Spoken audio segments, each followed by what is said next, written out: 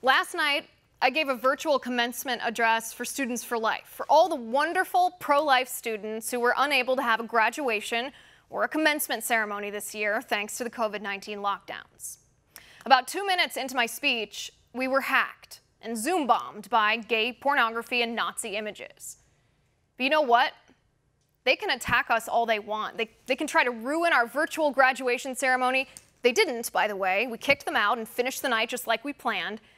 They can broadcast explicit, graphic images degrading human life to try to frighten us into shutting up, but we will never stop fighting for life.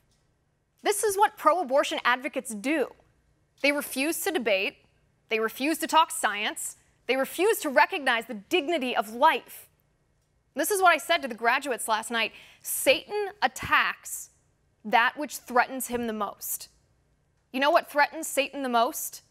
Courageous young people standing up for life, being a voice for the voiceless, defending the most vulnerable in our society, protecting the unborn. These pro-abortion vandals try to silence us with gay pornography and Nazi images because they don't want you to hear the truth about abortion. These hackers don't want you to think about the scientific fact that life begins at conception.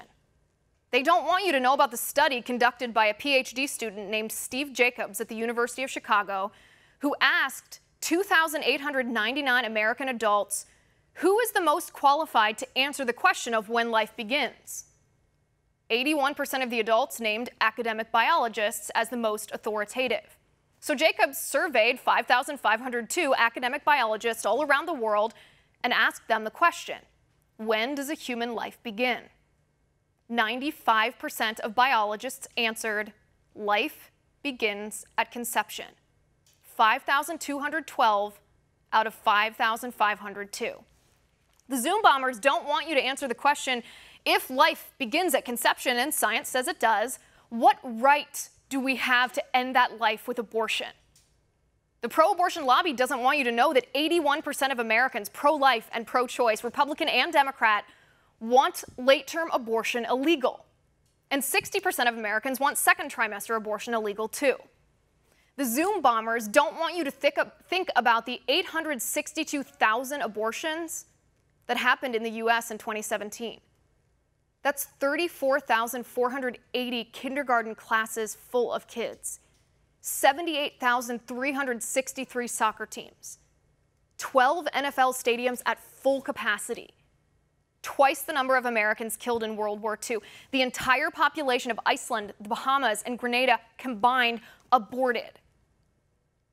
I told the graduates last night, this kind of attack is a reminder of how powerful the pro-life work you are doing is. Pro-abortion advocates are threatened by it, and they should be. We will be the generation that overturns Roe v. Wade and makes abortion not only illegal but unthinkable.